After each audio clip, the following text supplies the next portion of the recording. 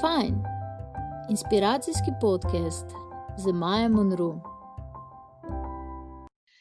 Pozdravljeni, dragi gledalci, sledilci in poslušalci Fajn podcasta. Spet smo z vami in spet imamo eno inspirativno in zelo zanimivo zgodbo. Spet smo se podali v glasbene vode, ampak tokrat malo bolj na divje.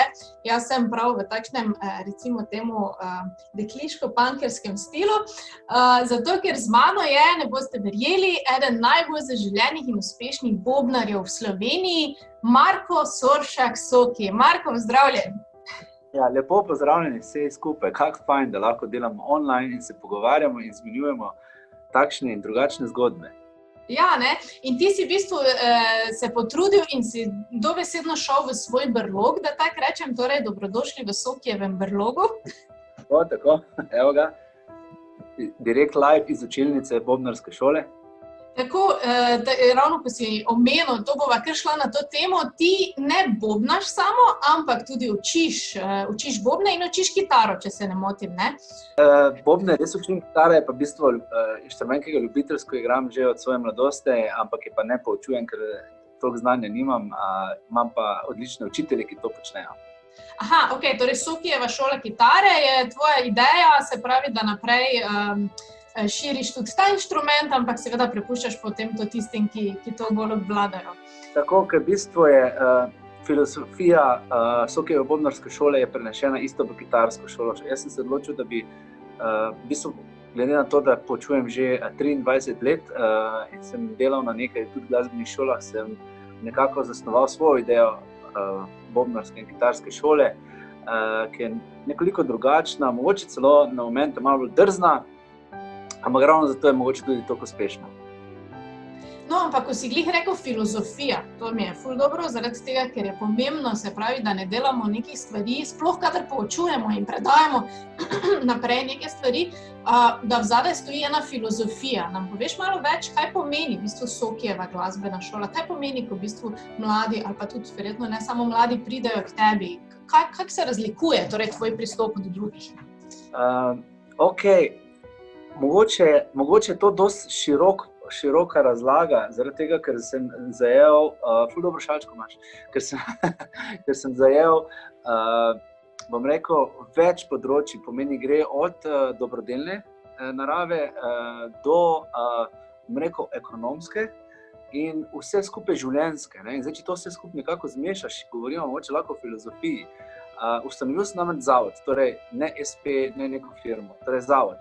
Zavod zato, ker zavod ima, bom rekel, po naravi delovanja nekaj čist drugi prizvok, kot recimo DOO ali SP, kakorkoli drugače, ker je šola, ne? Tudi zavodi so šole, recimo. In ideja tega je ta, jaz sem recimo s projektom 2020, torej, o katerem bom verjetno tudi kaj spregovorila, torej v mojem dobrodelnem projektu, kjer sem v bistvu obiskal 121 osnovnih šol, spoznal tudi veliko mladih in veliko želja sem videl, slišal, ki bi jih imeli in tudi kako delujejo. In ideja je, ker vsi si želimo, da ko enkrat začnemo z inštrumentom, je fajn, da ga tudi čim dlje časa, da nas ta inštrument tudi spremlja, je potrebno tudi tako, ne? Če imaš dobre mentorje, dobro ekipo, dobro okolje in vse, zagotovo imaš več možnosti, da vsakega učenca držiš dlje v glasbi. In to je v bistvu tudi filozofija. Torej, šola ni velika, upam, oziroma verjetno nikoli ne bo, ne želim se nekaj širiti, ampak enostavno želim biti tukaj, ker sem in želim, da tudi vsi pridejo sem in se dobro počutijo. Ker tudi vsa učilnica, prostor, torej delovno okolje mora biti primerno. In zdaj, če samo na kratko opišem, kako deluje šola, ker to je v bistvu cela fora, ne? Ok, normalno učimo, to je osnova, ne? Pol je pa tako, da imamo poleg individualnih ur tudi skupinske. Učitelji se menjujejo, torej ima en učenec enega učitelja, ampak jih ima več, torej nas je 6-7 učiteljev, ki se menjujemo. Imamo strokovne ekskurzije, kar pomeni, da peljemo bobnarje na nekaj, kar, torej ali so to koncerti, ali so to tonske vaje, ali so to glasbeni studiji, ali so koncertne dvorane, kjer jim pokažemo še tudi drugo ozadje tega glasbenega sveta. Poleg imamo tudi glasbene goste, recimo znane glasbene goste, slovenske glasbenike, ki pridejo svojo življenjsko zgodbo preko svojega inštrumenta predstaviti. Tako da je tudi zraven tega, da je poučno tudi zelo zanimivo za poslušati. To pa še ni vse. Imamo tudi športne dneve. Ne? Mogoče smo edina... Športne dneve, wow! Ja, mogoče smo edina, bom rekel, glasbena šola, ki ima mogoče športne dneve. Ja. Namen teh športnih dnevov je tako, da se mi vidimo, družimo malo izven tudi tega glasbenega sveta, pa vendar nas nekako vseeno povezuje vsaka športna aktivnost z glasbo, zato se tudi lahko družimo. Ne? Torej, tako nekako na kratko opisano, kako šola deluje. No, to je v bistvu ful celostni pristop in se mi zdi na nek način revolucionarno, tako interdisciplinarno pristopiti k eni stvari, čeprav nikoli ni ena stvar. Glasba je vedno za vsakega, ki se z njo profesionalno ukvarja, tudi način življenja, v bistvu, ne? No, pa tudi to, če dovoliš, recimo, zdaj sem se spomnil, kaj je toliko hecno. Mi si recimo, ko imamo leto žal zaradi koronavirusa, nismo mogli imeti koncertov, ne? Ampak recimo, ko imamo mi nastope, imamo tako navidezne stopnice, ki jih učenci dobijo oziroma jih kupijo, ne? Tako da oni tudi dobijo občutek, da je treba nekaj spoštovati in kupiti za to, da v bistvu ta glasbena industrija funkcionira. Ne? Torej, ni samo to ni samoumevno, to je kultura, je ogromno dela vloženega in fajn je, če se tudi že v štartu učimo v tem. Zdaj mi gre kar kurja koža, v bistvu, ker to je tako pomembno, da se že mlade nekako priuči, da tako si rekel, tu zadaj je neka vrednost, tu zadaj je neko delo in pač to delo je treba primerno ovrednotiti in primerno nekako vrniti, ko nekaj dobiš, da potem tudi daš nekaj nazaj in da pač, če daš nazaj, podpiraš s tem, da to sploh potem je tudi v prihodnosti. Ja. Zdaj bom preklopila, ker bi to mogla že na začetku, ampak smo super zajadrala ker v akcijo. In ko smo glih pri akciji, za tebe je revolucionarni trenutek bil Terminator številka 2. Takrat si ti se srečal v bistvu z komadom od Guns N' Roses in no, kar povej. Skozi mano. No, mogoče nam poveš ta svoj prvi trenutek življenjski, v katerem si ti začutil ta nek drive v eno to smer, ki si jih pa kolikor sledil.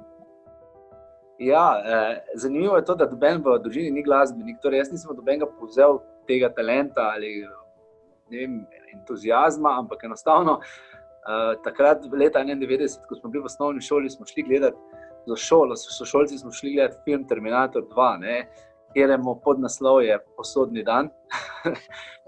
In v kinodvorani so zavrteli video spot Guns N' Roses, torej prav te naslovne skladbe You Could Be Mine, ne. Vidiš, mi je en učenec celo LP, zdaj kupil, da me lahko spremlja celo življenje. In skratka, ta skladba se začne z bobni, ne. 5 sekund. In jaz bi igral bobne, evo, in tu sem zdaj, torej po 29 letih, samo to. Pa šole vse sem naredil, tudi 2 faksa, tako da ni, da ni. Ja, saj to sem tudi v bistvu prebrala, saj to greva zdaj kar naprej v to smer, ker v bistvu tu se je zgodilo teh 5 sekund, to je tudi, mislim, da po neki statistiki, da se v 5 sekundah v bistvu odločimo neke stvari, včasih življenjske, ne? In če se ne odločiš v 5 sekundah, začneš potem razmišljati, pa že ni to, ne. In ti si pa vseeno, tako kot si rekel, ekonomski faks, pa potem še pedagoški faks. Si kdaj na tej poti imel ta nek dvom, da mogoče ta glasbena pot ni glih to, ali pa da mogoče ni prav, ali pa da bi mogoče to samo zraven, veš, tiste dvomi, ali boš lahko preživel s tem ali ne, ali si vedno vedel, da je to, pa si pač faks delal zraven. Zakaj? Zato, ker je pač fajn imeti faks. Ali zakaj? Kak je bilo pri tebi to? Nikoli nisem dvomil, to jaz sem sanjal, ne. Želel sem si tudi to početi, ker sem se najboljše v tem počutil, najbolj sem bil ustvarjalen, pa tudi najboljše ljudi sem srečeval v tej zgodbi. In šola je bila pa res skoraj da zato, da je bila, no. Jaz sem jo resno vzel, ampak nisem si jo pa imel toliko v srcu, da sem si kaj od tega obetal, bom rekel, v prvi vrsti.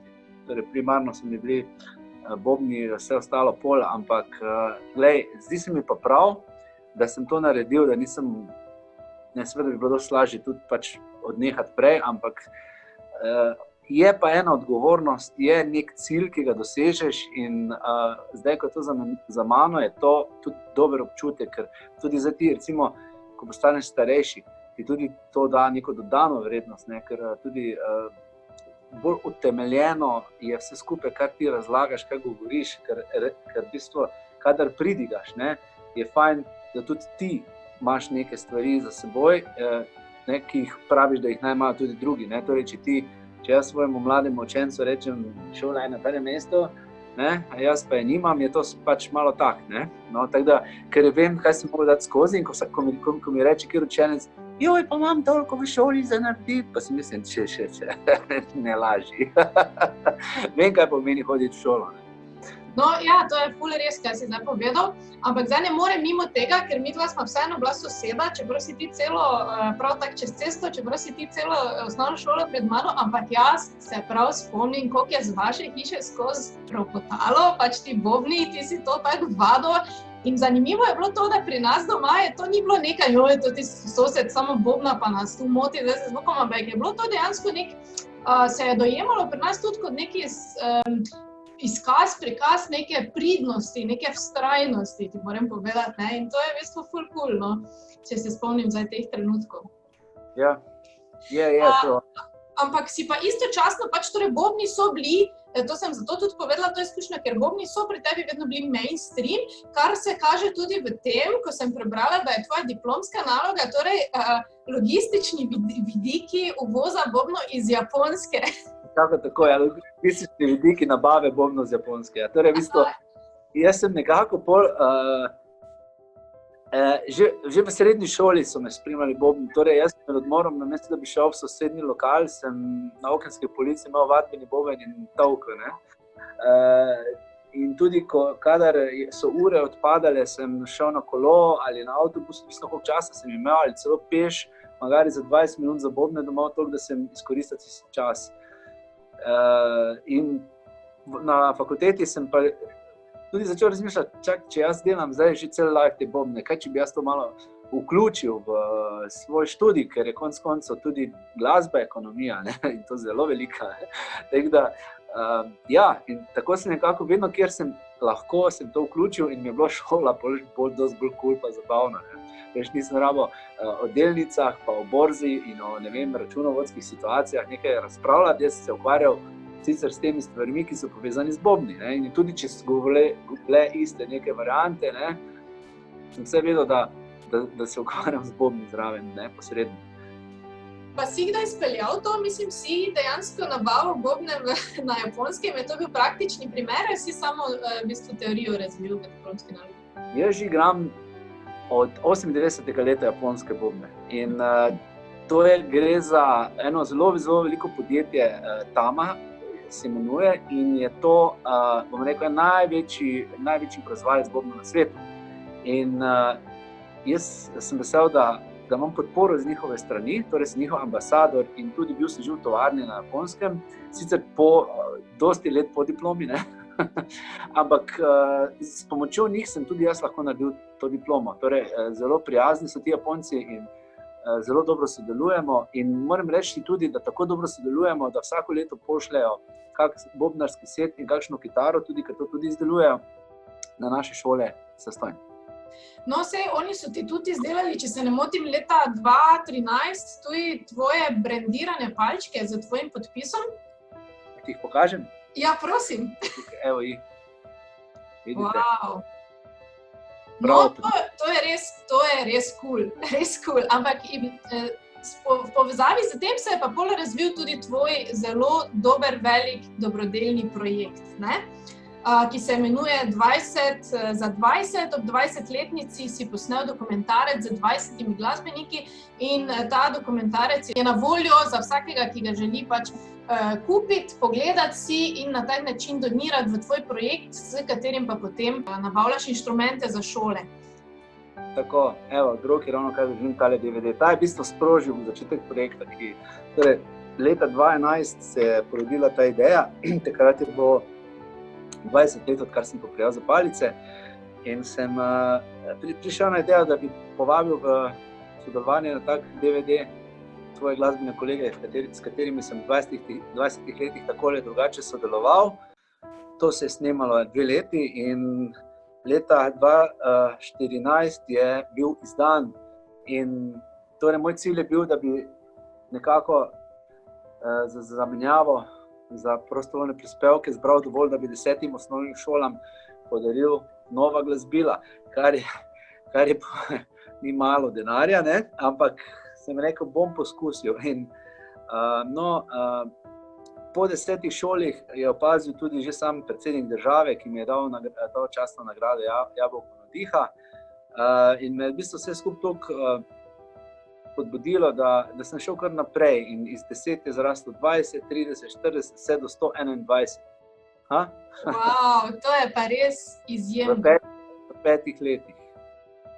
To je izjemno. V bistvu, kaj pa te je zares vodilo v te idejo? Kako človek pride do tega? Mislim, si imel skozi v sebi to neko dobrodelnost, ali si to v tej točki, ko si nekaj že dosegel, pa si pomislil, kaj bi jaz zdaj za vsem tem, jaz moram nekam to dati? Kak je pri tebi bilo ta proces? Nisem bil prej toliko dobrodelen. Moram reči, da neko to čustveno noto imam po svoji stari mami, torej po babici, ki je tak zelo pozitivna človek in ima rada ljudi in nekako sem se jaz tudi na to bolj prevzel od nje. Ampak prav tak dobrodelni nisem bil. Bilo pa je točno to, kar si tako rekla.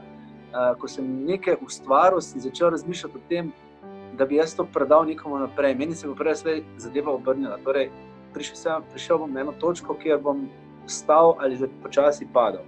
Ne? In zdaj sem rekel, to je točka, to je moment, ko jaz, dokaj še lahko rastem, puščam za seboj sporočila mlajši generaciji, ki naj vztrajajo pri svojih sanjah in ciljih. In ravno to je poanta tega DVD-ja, to sporočilo nas nosi, torej splača se vztrajati s tem, kar si zmenil, zadajamo. Kaj pa je recimo pri tvojih učencih, raznih, ki jih pač imaš, kaj pa je za tebe mogoče največji izziv? Se pravi, ti hočeš predati to vztrajnost, ampak vsi niso tako vztrajni ali pa imajo različne vzgojne vzorce od doma. Kaj je največji izziv ker ne učiš samo tehnično bobno, ampak tako si rekel, predajaš celo filozofijo naprej. Kaj je za tebe največji izziv? Izziv je to, da jim lahko to čim bolje približam, torej da oni začutijo. Vse glasbe ne gre za to, da bi bili bolj odvisni od tega ali da bi to bila neka slaba stvar. Ne, gre se za to, ker glasba ti odpira novo pot, tak ali drugače, tu noter in tu noter. In na koncu za tiste, ko bolj gledajo na papir, tudi tu noter. In zdaj je tak, če življenje temu res posvetiš in da ti ogromno časa vložiš v inštrument, je fajn, da ti on tudi nekaj vrne. Je pa tako, to moramo zdaj ločiti med tistimi, ki želijo to malo profesionalno, pa tisti, ki delajo to ljubiteljsko. Na drugi strani je podobno, samo da je vse skupaj ljubiteljsko, torej neobvezno. Vsak je glasba tudi dobra za, fizično gledano, motorično, koordinacija, drugače pa tudi glava, zelo fejst dela in tudi skozi kreativnost, nikoli ne pride do konca.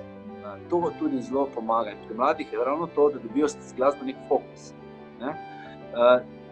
Zakaj mi je zdaj to večji izziv? Zaradi tega, ker je internet in telefoni in tablice, računalniki nas v bistvu kar precej držijo izven neke realnosti, čas pa ful hitro teče. Recimo, če bi moja generacija že toliko imela interneta in dostopnosti, kot je zdaj, jaz dvomim, da bi jaz osebno prijadral tako dalje, zato ker bi me verjetno neka stvar iztirila, oziroma mislil bi si, da sem not, vendar ne bi, v resnici nisi. To je tisto, to je tisti učinek, ki je zdaj vmes. Zato pa rabiš eno veliko stvar, ki je mladi danes nimajo toliko, so idoli, vzorniki. Torej, ne glede kakšne vzornike. Moji vzorniki so bili vsi, ki so ne vem koliko besed na F rekli v enem stavku. Pa dvignili sredinca, pa ne vem kaj, pa pljuvali, pa skozi nekaj ni pasalo. Ampak kaj je bila finta? To so bili garači. In od garačev se ti lahko nekaj naučiš, zaradi tega, ker veliko delajo, prepotujejo in vlagajo, ne? In so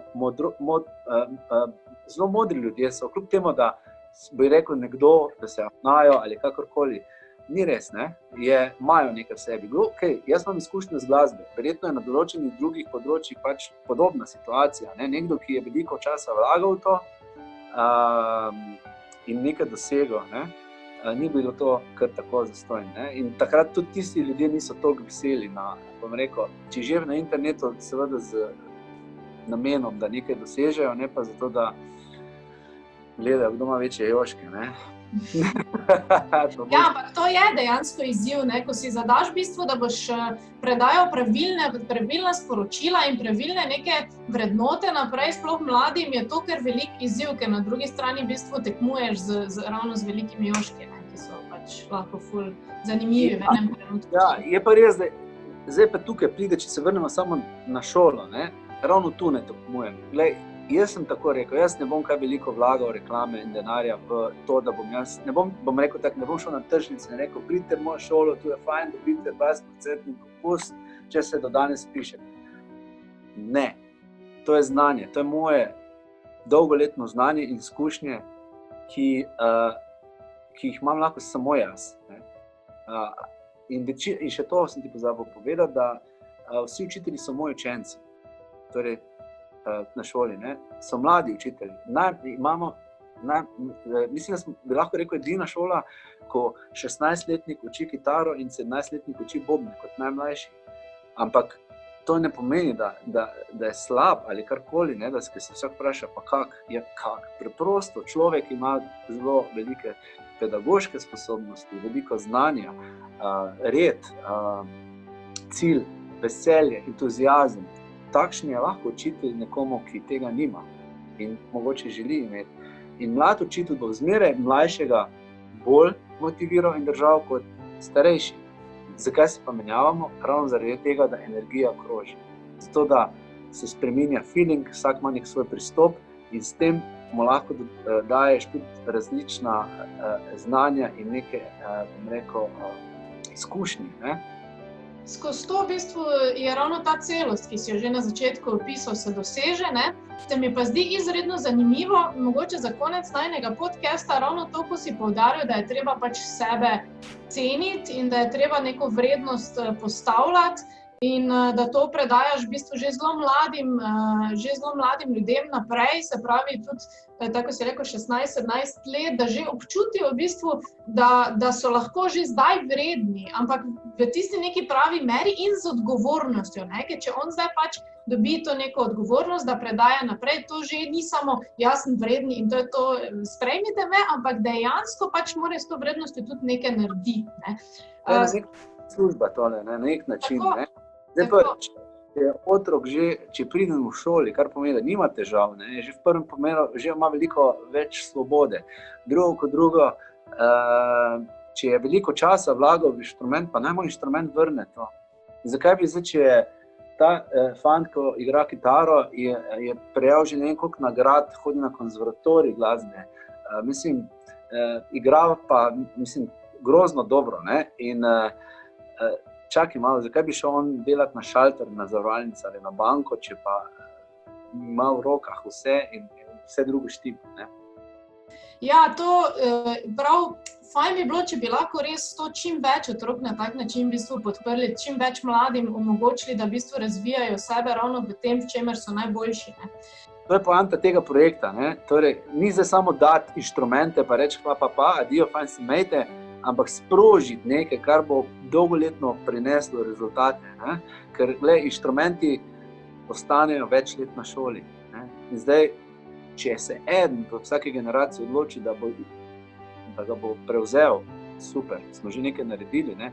Glej, ta fant, ki uči, oba fanta, ki učita, sta dobila tudi na šoli glasbila par let nazaj, pa še nista imela, bom rekel, nekega hudo velikega znanja, pa glej, ta zadeva jih je peljala vse do sem, da padeš dol, kaj vidiš, ne? In to, za take mlade treba tudi skrbeti, ne? Da oni tudi to lahko predajo naprej na mlajše. Zakaj pa ne? Hkrati pa v bistvu tudi tebe to srečuje, ne? No, veš kako, pa motivira hkrati, ne? Drugače, ti si v bistvu igral že praktično za vsa največja imena v Sloveniji, Siddharta, Bigfoot, Mama, Jan Plestenjak, Zmelko. Nekako ostali si se pa pri Elvis Jackson. In samo mogoče zaključiva s tem, ker to so res dosežki, ti s tem, ko si sledil od Terminatorja naprej, pač temu klicu, danes lahko pokažeš, koliko je pomembno in vredno to, da slediš svojemu srcu. Ampak vseeno bi te vprašala, poleg tega, da slediš svojemu srcu, kaj bi ti rekel v bistvu za danes, pa za naprej pač ljudem, kaj je najpomembnejše v življenju za človeka? Da se najde. Ja, no, če bi si veliko ljudi, ki se še niso našli, lahko pogledali zdaj ta najmen pogovor, bi mogoče dobili kakšno idejo ali navdih, da najdejo samega sebe. Ne? Kaj zdaj to pomeni najti samega sebe? Ne? To pomeni, da najdeš neko pot, torej si najdeš delo, ki ti v življenju ni delo, ampak hkrati užitek. Ne? Ker pa, hvala Bogu, svet ponuja milijardo možnosti, sem prepričan, da ne more noben reči, da ne bi našel nečesa. Ne? Zato, če pa ne ve, da nima človek ideje, se ni prepozno po 20 letih, po 30 letih nekaj najti. Važno je, da se človek za to odloči, kadarkoli. Ne?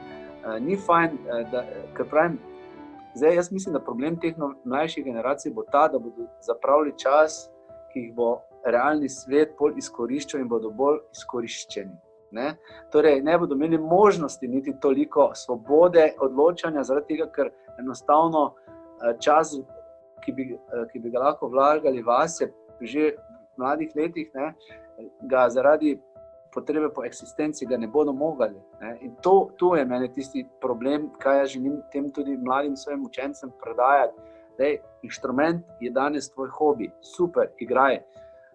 Če boš po 10 letih ugotovil, da še vedno žuliš ta inštrument, pomeni, da ni to hec. Vprašaj se, ali je to tista stvar, ki jo želiš. Vzemi si čas, sedi se z njim, pogovorite se z inštrumentom, pa reči, ja, ok, štima, želim te imeti še naprej ob sebi, super. Začni razmišljati, kaj lahko s tem narediš. Torej, lahko učiš, lahko nastopaš, lahko delaš, pišeš glasbo, ogromno milijon stvari se najde. Lahko si dobrodelen, lahko si, ne vem, karkoli, lahko izdeluješ inštrumente, lahko jih servisiraš. Ni, da ni. Ne?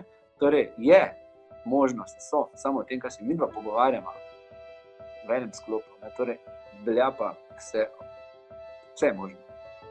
Torej, dragi poslušalci, nikoli ne nehajte iskati tistega, kar je zares vaše, nikoli ne nehajte iskati sebe in ko začutite, da nekaj v bistvu je, da je nekaj zelo močno pri vas ali pa tako, kot je zdaj ravno kar Soki rekel, da nekaj že ful dolgo delate, ampak mogoče zavestno puščate ob strani, zagrabite to in začnite živeti sebe. In s tem danes zaključujemo Fine podcast. Soki, hvala ti za tvoj čas, lepo bodi in se vidimo na kakšnem koncertu. Adijo. Adijo, vsem skupaj lep pozdrav, imejte se fajn, ostanite zdravi, ne pa biti doma preveč. Ajde, lepo se imejte, čau. Če ste se imeli fajn in želite še več inspirativnih podcastov, se ne pozabite naročiti na naš YouTube kanal, lajkati našo Facebook stran in slediti Fine zgodbi na Instagramu. Bodite fajn, vsak trenutek v dnevu.